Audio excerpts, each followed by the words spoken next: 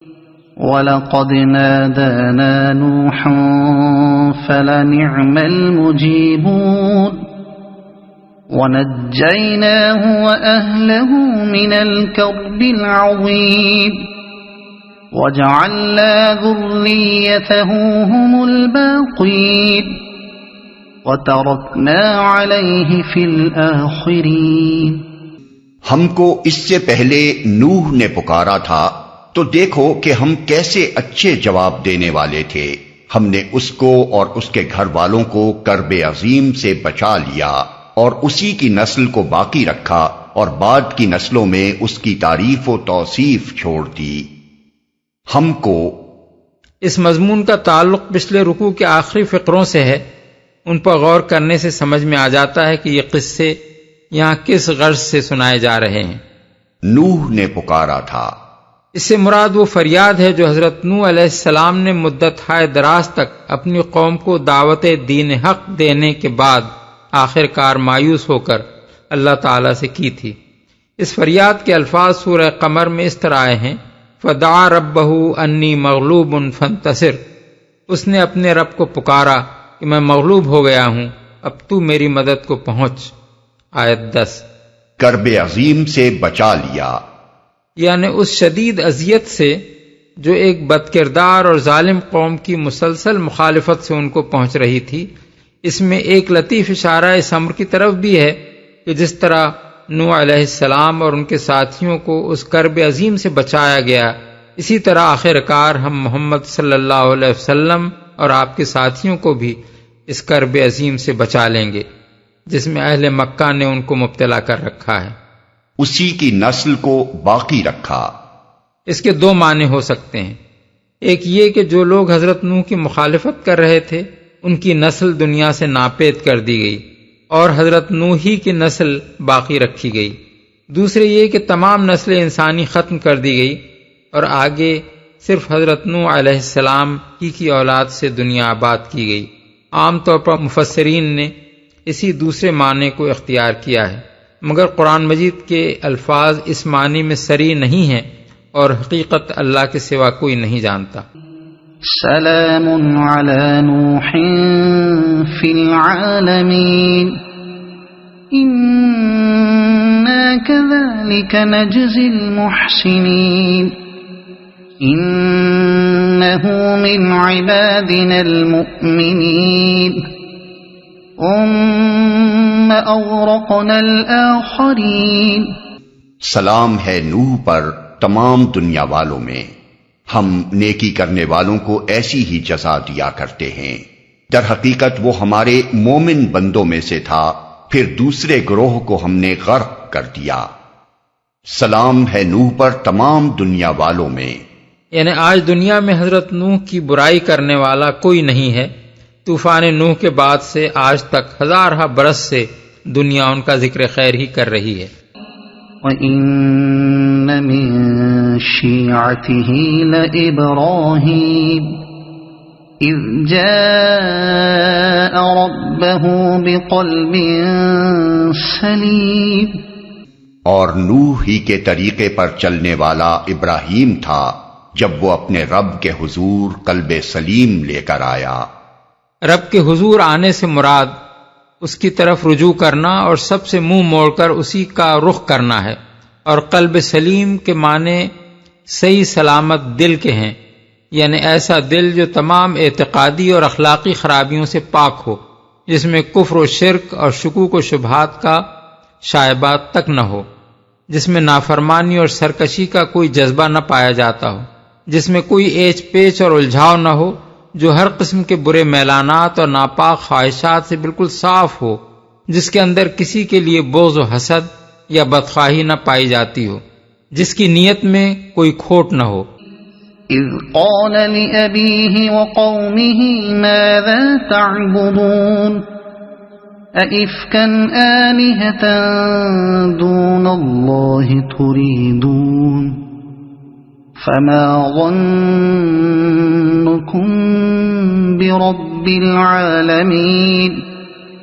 جب اس نے اپنے باپ اور اپنی قوم سے کہا، یہ کیا چیزیں ہیں جن کی تم عبادت کر رہے ہو، کیا اللہ کو چھوڑ کر جھوٹ گھڑے ہوئے معبود چاہتے ہو؟ آخر اللہ رب العالمین کے بارے میں تمہارا کیا گمان ہے؟ یعنی اللہ تعالیٰ کو آخر تم نے کیا سمجھ رکھا ہے؟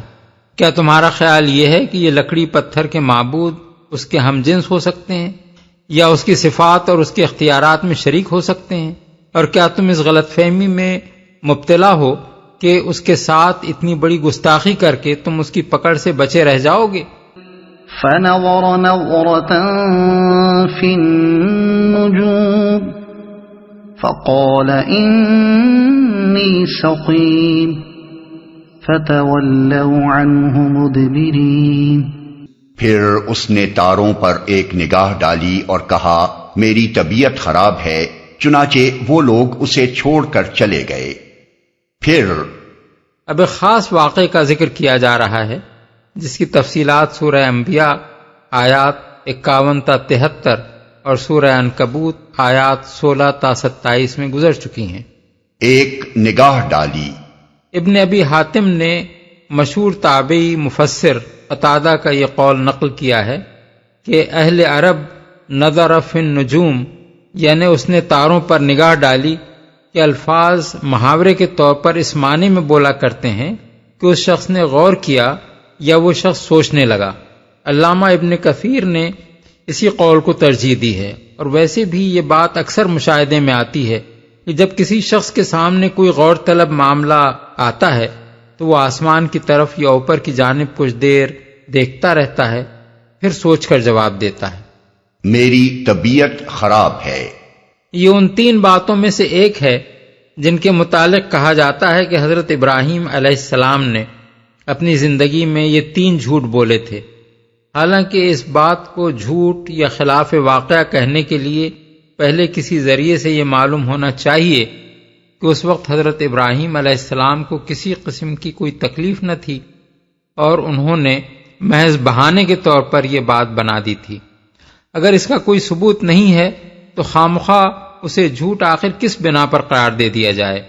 اس مسئلے پر تفصیلی بحث ہم تفہیم القرآن جلد 9 الانبیاء میں کر چکے ہیں، اور مزید بحث رسائل و مسائل جلد 2 صفحہ 35 تا 39 میں کی گئی ہے۔ اسے چھوڑ کر چلے گئے۔ یہ فقرہ خود بخود یہ ظاہر کر رہا ہے کہ صورت معاملہ دراصل کیا تھی۔ معلوم ہوتا ہے کہ قوم کے لوگ اپنے کسی میلے میں جا رہے ہوں گے۔ حضرت ابراہیم کے خاندان والوں نے ان سے بھی ساتھ چلنے کو کہا ہوگا۔ انہوں نے یہ کہہ کر معذرت کر دی ہوگی کہ میری طبیعت خراب ہے، میں نہیں چل سکتا۔ اب اگر یہ بات بالکل ہی خلاف واقعہ ہوتی تو ضرور گھر کے لوگ ان سے کہتے کہ اچھے خاصے بھلے چنگے ہو، بلا وجہ بہانہ بنا رہے ہو۔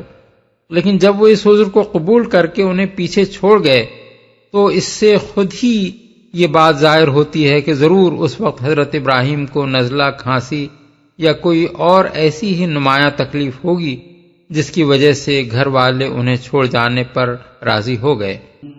فراغ إلى آلهتهم فقال ألا تأكلون ما لكم لا تنطقون فراغ عليهم ضربا باليمين فأقبلوا إليه يزفون۔ ان کے پیچھے وہ چپکے سے ان کے معبودوں کے مندر میں گھس گیا اور بولا آپ لوگ کھاتے کیوں نہیں ہیں؟ کیا ہو گیا آپ لوگ بولتے بھی نہیں؟ اس کے بعد وہ ان پر پل پڑا اور سیدھے ہاتھ سے خوب ضربیں لگائیں۔ واپس آ کر وہ لوگ بھاگے بھاگے اس کے پاس آئے، آپ لوگ کھاتے کیوں نہیں ہیں؟ اس سے صاف معلوم ہوتا ہے کہ مندر میں بتوں کے سامنے طرح طرح کے کھانے کی چیزیں رکھی ہوئی ہوں گی۔ بھاگے بھاگے اس کے پاس آئے۔ یہاں قصہ مختصر کر کے بیان کیا گیا ہے۔ سورہ انبیاء میں اس کی جو تفصیل دی گئی ہے وہ یہ ہے کہ جب انہوں نے آ کر اپنے مندر میں دیکھا کہ سارے بت ٹوٹے پڑے ہیں تو پوچھ گچھ شروع کی۔ کچھ لوگوں نے بتایا کہ ابراہیم نامی ایک نوجوان بت پرستی کے خلاف ایسی ایسی باتیں کرتا رہا ہے۔ اس پر مجمع نے کہا کہ پکڑ لاؤ اسے۔ چنانچہ ایک گروہ دوڑتا ہوا ان کے پاس پہنچا اور انہیں مجمع کے سامنے لے آیا۔ قال أتعبدون ما تنحتون والله خلقكم وما تعملون قالوا ابنوا له بنيانا فألقوه في الجحيم فأرادوا به كيدا فجعلناهم الأسفلين۔ اس نے کہا کیا تم اپنی ہی تراشی ہوئی چیزوں کو پوجتے ہو حالانکہ اللہ ہی نے تم کو بھی پیدا کیا ہے اور ان چیزوں کو بھی جنہیں تم بناتے ہو۔ انہوں نے آپس میں کہا اس کے لیے ایک الاؤ تیار کرو اور اسے دہکتی ہوئی آگ کے ڈھیر میں پھینک دو۔ انہوں نے اس کے خلاف ایک کارروائی کرنا چاہی تھی مگر ہم نے انہی کو نیچا دکھا دیا۔ سورہ انبیاء آیت 69 میں الفاظ یہ ہیں قلنا یا نار کونی بردم و سلامن علی ابراہیم، یعنی ہم نے کہا اے آگ ٹھنڈی ہو جا اور سلامتی بن جا ابراہیم کے لیے۔ اور سورہ عنکبوت آیت 24 میں ارشاد ہوا ہے فَأَنْجَاهُ اللَّهُ مِنَ النَّارِ، یعنی پھر اللہ نے اس کو آگ سے بچا لیا۔ اس سے یہ ثابت ہوتا ہے کہ ان لوگوں نے حضرت ابراہیم کو آگ میں پھینک دیا تھا اور پھر اللہ تعالیٰ نے انہیں اس سے بسلامت نکال دیا۔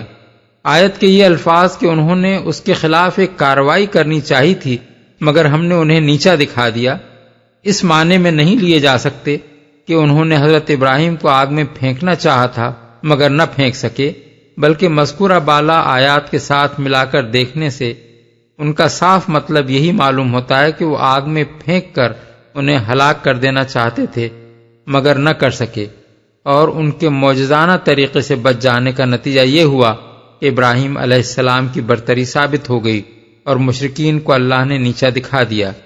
اس واقعے کو بیان کرنے سے اصل مقصود قریش کے لوگوں کو اس بات پہ متنبہ کرنا ہے کہ جن ابراہیم علیہ السلام کی اولاد ہونے پر تم فخر کرتے ہو ان کا طریقہ وہ نہ تھا جو تم نے اختیار کر رکھا ہے، بلکہ وہ تھا جسے محمد صلی اللہ علیہ وسلم پیش کر رہے ہیں۔ اب اگر تم ان کو نیچا دکھانے کے لیے وہ چالیں چلو گے جو حضرت ابراہیم کی قوم نے ان کے ساتھ چلی تھیں تو آخرکار نیچا تم ہی دیکھو گے، محمد صلی اللہ علیہ وسلم کو نیچا تم نہیں دکھا سکتے۔ وقال إني ذاهب إلى ربي سيهدين رب هب لي من الصالحين۔ ابراہیم نے کہا میں اپنے رب کی طرف جاتا ہوں، وہی میری رہنمائی کرے گا۔ اے پروردگار مجھے ایک بیٹا عطا کر جو صالحوں میں سے ہو۔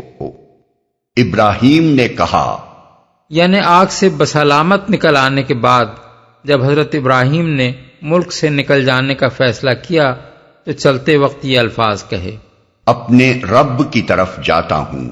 اس کا مطلب یہ ہے کہ میں اللہ کی خاطر نکل رہا ہوں کیونکہ اسی کا ہو جانے کی وجہ سے میری قوم میری دشمن ہو گئی ہے، ورنہ کوئی دنیاوی جھگڑا میرے اور اس کے درمیان نہ تھا کہ اس کی بنا پر مجھے اپنا وطن چھوڑنا پڑ رہا ہو۔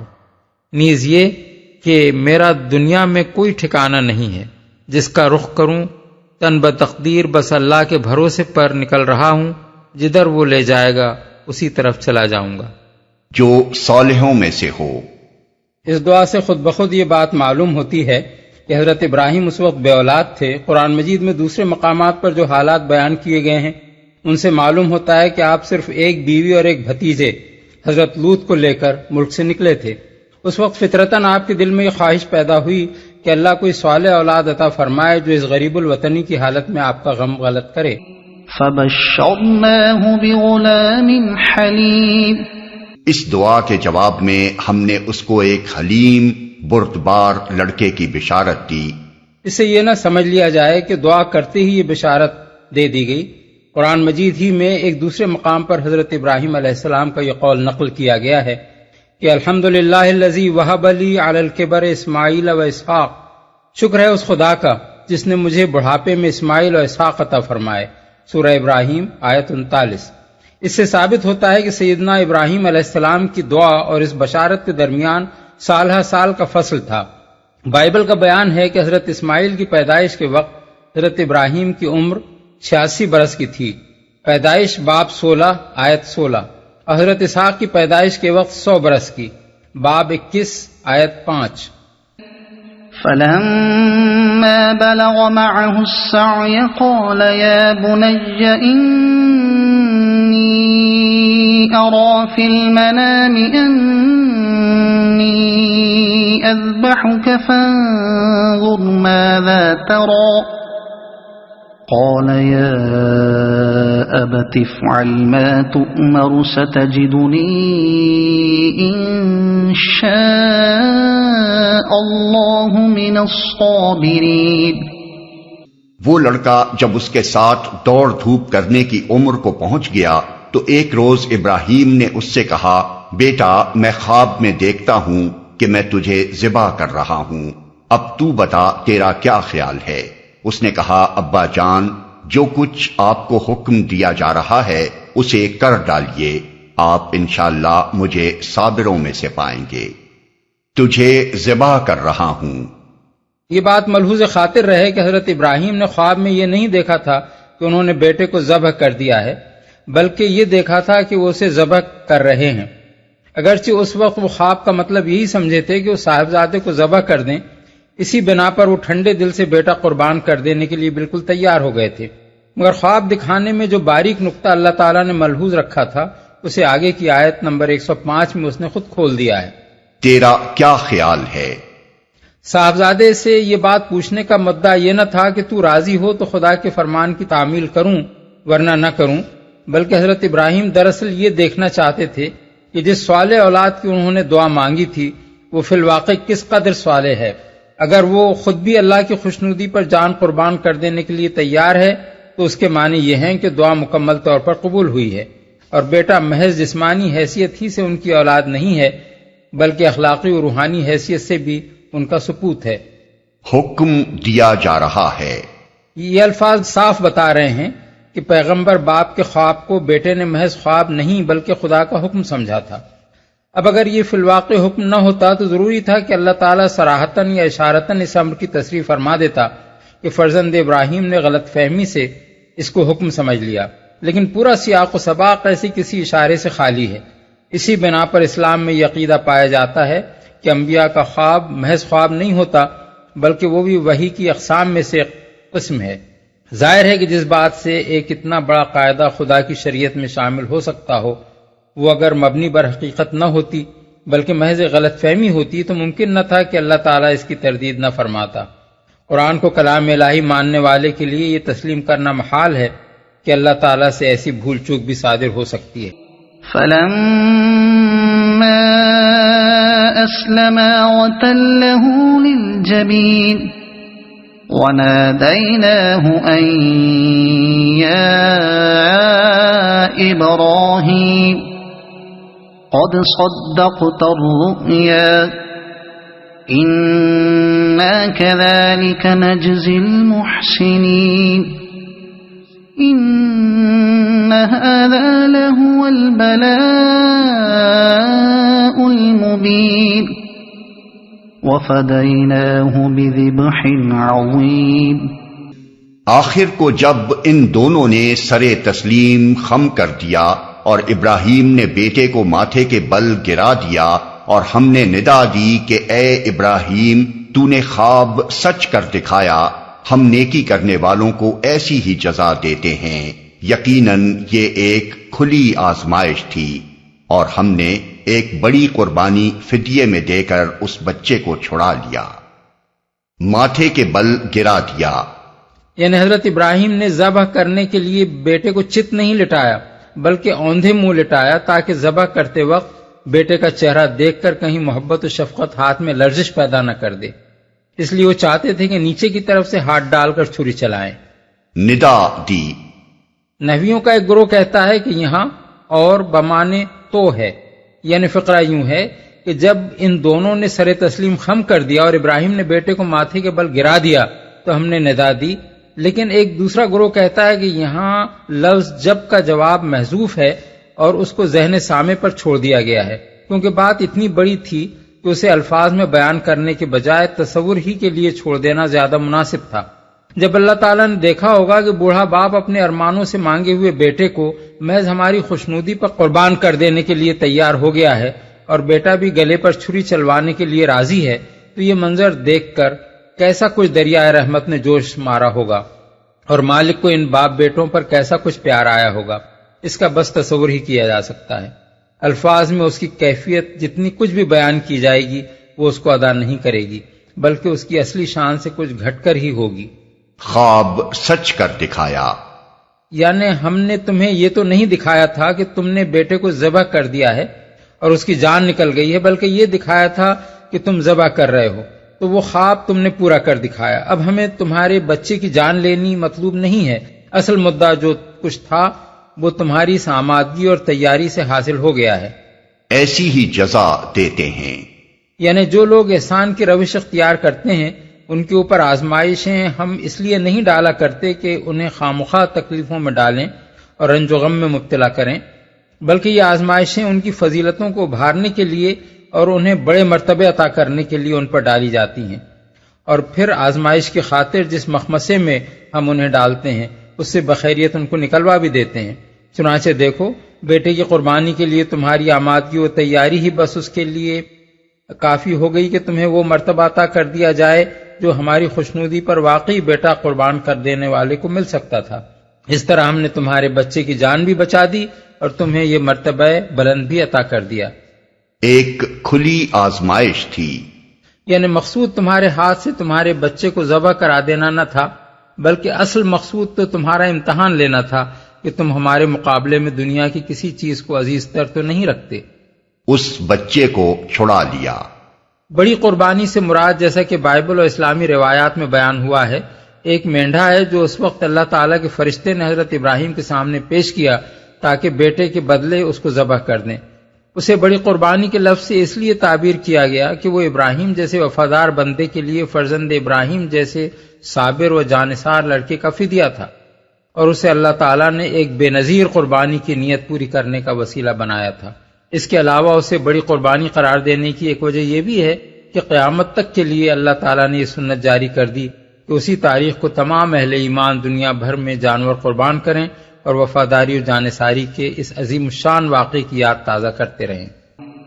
وَتَرَكْنَا عَلَيْهِ فِي الْآخِرِينَ سَلَامٌ عَلَىٰ إِبْرَاهِيمَ كَذَلِكَ نَجْزِي الْمُحْسِنِينَ إِنَّهُ مِنْ عِبَادِنَا الْمُؤْمِنِينَ وَبَشَّرْنَاهُ بِإِسْحَاقَ نَبِيًّا مِنَ الصَّالِحِينَ۔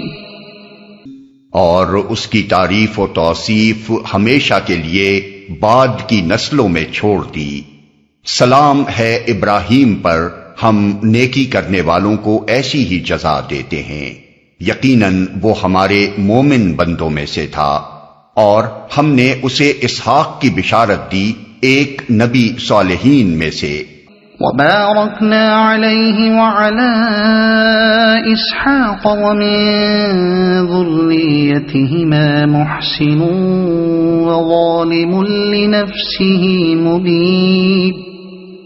اور اسے اور اسحاق کو برکت دی۔ اب ان دونوں کی ذریت میں سے کوئی محسن ہے اور کوئی اپنے نفس پر صریح ظلم کرنے والا ہے۔ اسحاق کو برکت دی۔ یہاں پہنچ کر یہ سوال ہمارے سامنے آتا ہے کہ حضرت ابراہیم علیہ السلام اپنے جن صاحبزادے کو قربان کرنے کے لیے آمادہ ہوئے تھے اور جنہوں نے اپنے آپ کو خود اس قربانی کے لیے پیش کر دیا تھا، وہ کون تھے؟ سب سے پہلے اس سوال کا جواب ہمارے سامنے بائبل کی طرف سے آتا ہے، اور وہ یہ ہے کہ خدا نے ابراہیم کو آزمایا اور اسے کہا، اے ابراہیم، تو اپنے بیٹے اسحاق کو جو تیرا اکلوتا ہے اور جسے تو پیار کرتا ہے ساتھ لے کر موریا کے ملک میں جا اور وہاں اسے پہاڑوں میں سے ایک پہاڑ پر جو میں تجھے بتاؤں گا سوختنی قربانی کے طور پر چڑھا۔ پیدائش باب 22 آیت 1-2۔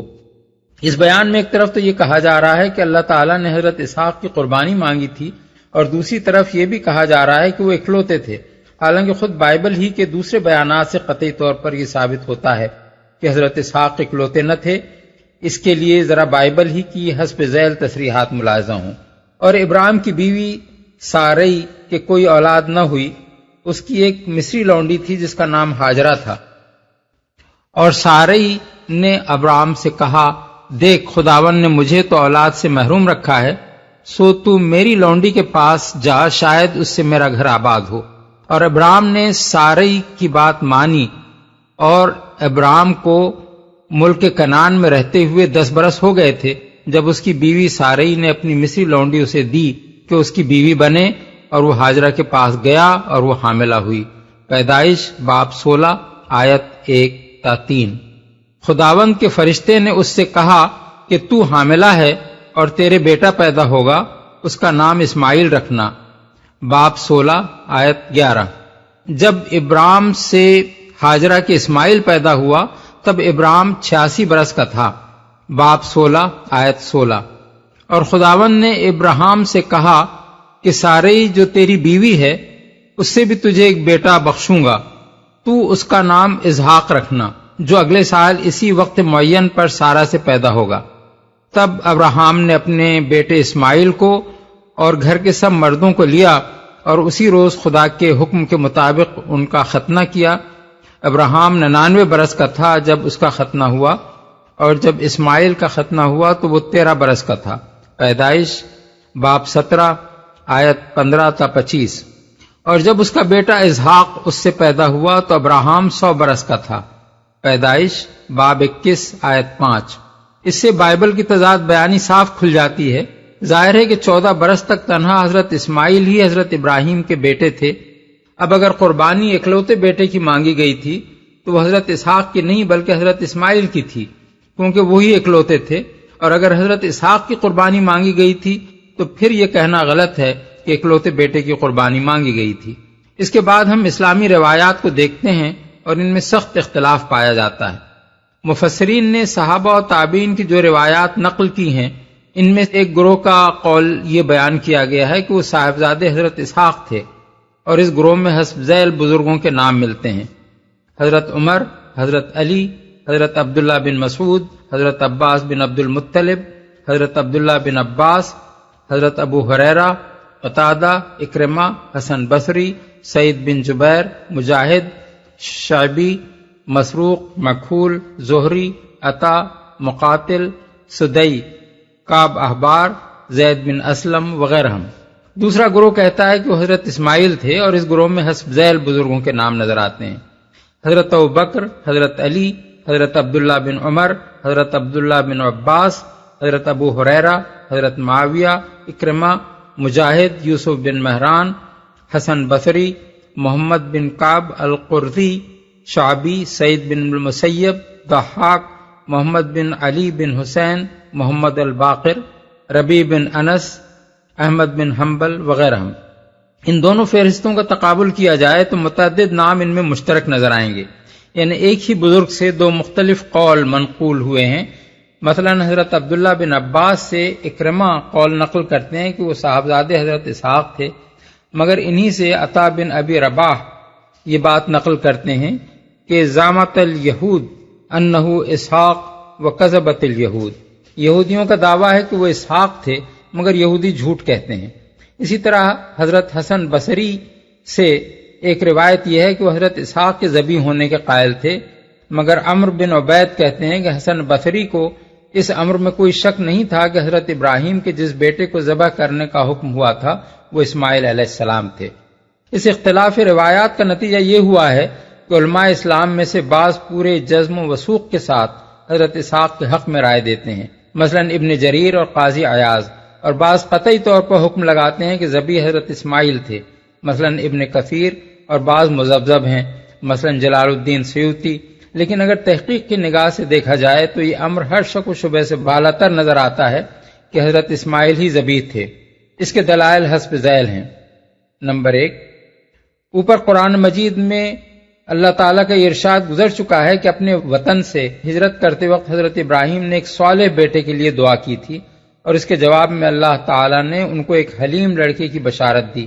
فحوائے کلام صاف بتا رہا ہے کہ یہ دعا اس وقت کی گئی تھی جب آپ بے اولاد تھے، اور بشارت جس لڑکے کی دی گئی وہ آپ کا ایک پہلوٹا بچہ تھا۔ پھر یہ بھی قرآن ہی کے سلسلہ کلام سے ظاہر ہوتا ہے کہ وہی بچہ جب باپ کے ساتھ دوڑنے چلنے کے قابل ہوا تو اسے ذبح کرنے کا اشارہ فرمایا گیا۔ اب یہ بات قطعی طور پر ثابت ہے کہ حضرت ابراہیم کے پہلوٹے صاحبزادے حضرت اسماعیل تھے، نہ کہ حضرت اسحاق۔ خود قرآن مجید میں صاحبزادوں کی ترتیب اس طرح بیان ہوئی ہے: الحمدللہ الذی وہب لی علی الکبر اسماعیل و اسحاق، ابراہیم، آیت 39۔ نمبر 2، قرآن مجید میں جہاں حضرت اسحاق کی بشارت دی گئی ہے وہاں ان کے لیے غلام علیم، علم والے لڑکے کے الفاظ استعمال کیے گئے ہیں۔ فبشروہ بغلام علیم، الذاریات، آیت 28۔ لا توجل انا نبشرک بغلام علیم، الحجر، آیت 53۔ مگر یہاں جس لڑکے کی بشارت دی گئی ہے اس کے لیے غلام حلیم یعنی بردبار لڑکے کے الفاظ استعمال ہوئے ہیں۔ اس سے ظاہر ہوتا ہے کہ دو صاحبزادوں کی دو نمایاں صفات الگ الگ تھیں، اور ذبح کا حکم غلام علیم کے لیے نہیں بلکہ غلام حلیم کے لیے تھا۔ نمبر 3، قرآن مجید میں حضرت اسحاق کی پیدائش کی خوشخبری دیتے ہوئے ساتھ ہی ساتھ یہ خوشخبری بھی دے دی گئی تھی کہ ان کے ہاں یعقوب جیسا بیٹا پیدا ہوگا۔ فبشرناہا باسحاق ومن وراء اسحاق یعقوب، ہود، آیت 71۔ اب ظاہر ہے کہ جس بیٹے کی پیدائش کی خبر دینے کے ساتھ ہی یہ خبر بھی دی جا چکی ہو کہ اس کے ہاں ایک لائق لڑکا پیدا ہوگا، اس کے متعلق اگر حضرت ابراہیم کو یہ خواب دکھایا جاتا کہ آپ اسے ذبح کر رہے ہیں تو حضرت ابراہیم اس سے کبھی یہ نہ سمجھ سکتے تھے کہ اس بیٹے کو قربان کر دینے کا اشارہ فرمایا جا رہا ہے۔ علامہ ابن جریر اس دلیل کا یہ جواب دیتے ہیں کہ ممکن ہے یہ خواب حضرت ابراہیم کو اس وقت دکھایا گیا ہو جب حضرت اسحاق کے ہاں حضرت یعقوب پیدا ہو چکے ہوں، لیکن در حقیقت یہ اس دلیل کا نہایت ہی بودہ جواب ہے۔ قرآن مجید کے الفاظ یہ ہیں کہ جب وہ لڑکا باپ کے ساتھ دوڑنے چلنے کے قابل ہو گیا تب یہ خواب دکھایا گیا تھا۔ ان الفاظ کو جو شخص بھی خالی ذہن ہو کر پڑھے گا اس کے سامنے 8-10 برس کے بچے کی تصویر آئے گی۔ کوئی شخص بھی یہ تصور نہیں کر سکتا کہ جوان صاحب اولاد بیٹے کے لیے یہ الفاظ استعمال کیے گئے ہوں گے۔ نمبر 4، اللہ تعالیٰ سارا قصہ بیان کرنے کے بعد آخر میں فرماتا ہے کہ ہم نے اسے اسحاق کی بشارت دی، ایک نبی صالحین میں سے۔ اس سے صاف معلوم ہوتا ہے کہ یہ وہی بیٹا نہیں ہے جسے ذبح کرنے کا اشارہ کیا گیا تھا، بلکہ پہلے کسی اور بیٹے کی بشارت دی گئی، پھر جب وہ باپ کے ساتھ دوڑنے چلنے کے قابل ہوا تو اسے ذبح کرنے کا حکم ہوا۔ پھر جب حضرت ابراہیم اس امتحان میں کامیاب ہو گئے تب ان کو ایک اور بیٹے اسحاق علیہ السلام کے پیدا ہونے کی بشارت دی گئی۔ یہ ترتیب واقعات قطعی طور پر فیصلہ کر دیتی ہے کہ جن صاحبزادے کو ذبح کرنے کا حکم ہوا تھا وہ حضرت اسحاق نہ تھے بلکہ وہ ان سے کئی برس پہلے پیدا ہو چکے تھے۔ علامہ ابن جریر اس صریح دلیل کو یہ کہہ کر رد کر دیتے ہیں کہ پہلے صرف حضرت اسحاق کے پیدا ہونے کی بشارت دی گئی تھی، پھر جب وہ خدا کی خوشنودی پر قربان ہونے کے لیے تیار ہو گئے تو اس کا انعام اس شکل میں دیا گیا کہ ان کے نبی ہونے کی خوشخبری دی گئی۔ لیکن یہ ان کے پہلے جواب سے بھی زیادہ کمزور جواب ہے۔ اگر فی الواقع بات یہی ہوتی تو اللہ تعالیٰ یوں نہ فرماتا کہ ہم نے اس کو اسحاق کی بشارت دی، ایک نبی صالحین میں سے، بلکہ یوں فرماتا کہ ہم نے اس کو یہ بشارت دی کہ تمہارا یہی لڑکا ایک نبی ہوگا صالحین میں سے۔ نمبر 5، معتبر روایات سے یہ ثابت ہے کہ حضرت اسماعیل کے فدیے میں جو مینڈھا ذبح کیا گیا تھا اس کے سینگ خانہ کعبہ میں حضرت عبداللہ بن زبیر کے زمانے تک محفوظ تھے۔ بعد میں جب حجاج بن یوسف نے حرم میں ابن زبیر کا محاصرہ کیا اور خانہ کعبہ کو مسمار کر دیا تو وہ سینگ بھی ضائع ہو گئے۔ ابن عباس اور عامر شعبی دونوں اس امر کی شہادت دیتے ہیں کہ انہوں نے خود خانہ کعبہ میں سینگ دیکھے ہیں۔ ابن کثیر، یہ اس بات کا ثبوت ہے کہ قربانی کا یہ واقعہ شام میں نہیں بلکہ مکہ معظمہ میں پیش آیا تھا، حضرت اسماعیل کے ساتھ پیش آیا تھا۔ اسی لیے تو حضرت ابراہیم و اسماعیل کے تعمیر کردہ خانہ کعبہ میں اس کی یادگار محفوظ رکھی گئی تھی۔ نمبر 6، یہ بات صدیوں سے عرب کی روایات میں محفوظ تھی کہ قربانی کا یہ واقعہ منا میں پیش آیا تھا، اور یہ صرف روایت ہی نہ تھی بلکہ اس وقت سے نبی صلی اللہ علیہ وسلم کے زمانے تک مناسک حج میں یہ کام بھی برابر شامل چلا آ رہا تھا کہ اسی مقام منا میں جا کر لوگ اسی جگہ پر جہاں حضرت ابراہیم نے قربانی کی تھی، جانور قربان کیا کرتے تھے۔ پھر جب نبی صلی اللہ علیہ وسلم مبعوث ہوئے تو آپ نے بھی اس طریقے کو جاری رکھا، حتیٰ کہ آج تک حج کے موقع پر 10 ذی الحجہ کو منا میں قربانیاں کی جاتی ہیں۔ 4500 برس کا یہ متواتر عمل اس امر کا ناقابل انکار ثبوت ہے کہ حضرت ابراہیم علیہ السلام کی اس قربانی کے وارث بنی اسماعیل ہوئے ہیں، نہ کہ بنی اسحاق۔ حضرت اسحاق کی نسل میں ایسی کوئی رسم کبھی جاری نہیں رہی ہے جس میں ساری قوم بیک وقت قربانی کرتی ہو اور اسے حضرت ابراہیم کی قربانی کی یادگار کہتی ہو۔ یہ ایسے دلائل ہیں جن کو دیکھنے کے بعد یہ بات قابل تعجب نظر آتی ہے کہ خود امت مسلمہ میں حضرت اسحاق کے ذبح ہونے کا خیال آخر پھیل کیسے گیا۔ یہودیوں نے اگر حضرت اسماعیل کو اس شرف سے محروم کر کے اپنے دادا حضرت اسحاق کی طرف اسے منسوب کرنے کی کوشش کی تو یہ ایک سمجھ میں آنے والی بات ہے، لیکن آخر مسلمانوں کے گروہ کثیر نے ان کی اس دھاندلی کو کیسے قبول کر لیا؟ اس سوال کا بہت شافی جواب علامہ ابن کثیر نے اپنی تفسیر میں دیا ہے۔ وہ کہتے ہیں حقیقت تو اللہ ہی جانتا ہے، مگر بظاہر یہی معلوم ہوتا ہے کہ دراصل یہ سارے اقوال جو حضرت اسحاق کے ذبح ہونے کے حق میں ہیں کعب احبار سے منقول ہیں۔ یہ صاحب جب حضرت عمر کے زمانے میں مسلمان ہوئے تو کبھی کبھی یہ یہود و نصارہ کی قدیم کتابوں کے مندرجات ان کو سنایا کرتے تھے اور حضرت عمر انہیں سن لیا کرتے تھے۔ اس بنا پر دوسرے لوگ بھی ان کی باتیں سننے لگے اور سب رطب و یابس جو وہ بیان کرتے تھے انہیں روایت کرنے لگے، حالانکہ اس امت کو ان کے ذخیرہ معلومات میں سے کسی چیز کی بھی ضرورت نہ تھی۔ اس سوال پر مزید روشنی محمد بن کعب قرظی کی ایک روایت سے پڑتی ہے۔ وہ بیان کرتے ہیں کہ ایک مرتبہ میری موجودگی میں حضرت عمر بن عبدالعزیز کے ہاں یہ سوال چھڑا کہ ذبح حضرت اسحاق تھے یا حضرت اسماعیل۔ اس وقت ایک ایسے صاحب بھی مجلس میں موجود تھے جو پہلے یہودی علماء میں سے تھے اور بعد میں سچے دل سے مسلمان ہو چکے تھے۔ انہوں نے کہا، امیر المومنین، خدا کی قسم وہ اسماعیل ہی تھے اور یہودی اس بات کو جانتے ہیں، مگر وہ عربوں سے حسد کی بنا پر یہ دعویٰ کرتے ہیں کہ ذبح حضرت اسحاق تھے۔ ابن جریر۔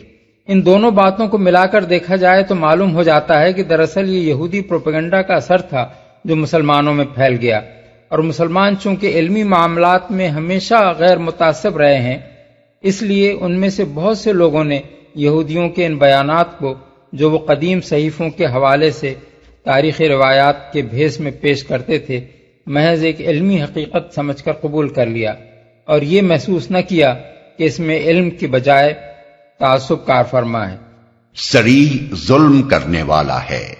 یہ فقرہ اس پورے مقصد پر روشنی ڈالتا ہے جس کے لیے حضرت ابراہیم کی قربانی کا یہ قصہ یہاں بیان کیا گیا ہے۔ حضرت ابراہیم کے 2 بیٹوں کی نسل سے 2 بہت بڑی قومیں پیدا ہوئیں، ایک بنی اسرائیل جن کے گھر سے دنیا کے 2 بڑے مذہب یہودیت اور نصرانیت نکلے اور انہوں نے روئے زمین کے بہت بڑے حصے کو حلقہ بگوش بنایا، دوسرے بنی اسماعیل جو نزول قرآن کے وقت تمام اہل عرب کے مقتدا و پیشوا تھے اور اس وقت مکہ معظمہ کے قبیلہ قریش کو ان میں سب سے زیادہ اہم مقام حاصل تھا۔ نسل ابراہیمی کی ان 2 شاخوں کو جو کچھ بھی عروج نصیب ہوا وہ حضرت ابراہیم اور ان کے ان 2 عظیم المرتبت صاحبزادوں کے ساتھ انتساب کی بدولت ہوا، ورنہ دنیا میں نہ معلوم ایسے کتنے خاندان پیدا ہوئے ہیں اور گوشہ گمنامی میں جا پڑے ہیں۔ اب اللہ تعالیٰ اس خاندان کی تاریخ کا سب سے زیادہ زرین کارنامہ سنانے کے بعد ان دونوں گروہوں کو یہ احساس دلاتا ہے کہ تمہیں دنیا میں یہ جو کچھ شرف نصیب ہوا ہے وہ خدا پرستی اور اخلاص و فدویت کی ان شاندار روایات کی وجہ سے ہوا ہے جو تمہارے باپ دادا ابراہیم و اسماعیل اور اسحاق علیہ السلام نے قائم کی تھیں۔ وہ انہیں بتاتا ہے کہ ہم نے ان کو جو برکت عطا فرمائی اور ان پر اپنے فضل و کرم کی جو بارشیں برسائیں، یہ کوئی اندھی بانٹ نہ تھی کہ بس یوں ہی ایک شخص اور اس کے 2 لڑکوں کو چھانٹ کر نواز دیا گیا ہو، بلکہ انہوں نے اپنے مالک حقیقی کے ساتھ اپنی وفاداری کے کچھ ثبوت دیے تھے اور ان کی بنا پر وہ ان عنایات کے مستحق بنے تھے۔ اب تم لوگ محض اس فخر کی بنا پر کہ تم ان کی اولاد ہو ان عنایات کے مستحق نہیں ہو سکتے۔ ہم تو یہ دیکھیں گے کہ تم میں سے محسن کون ہے اور ظالم کون، پھر جو جیسا ہوگا اس کے ساتھ ویسا ہی معاملہ کریں گے۔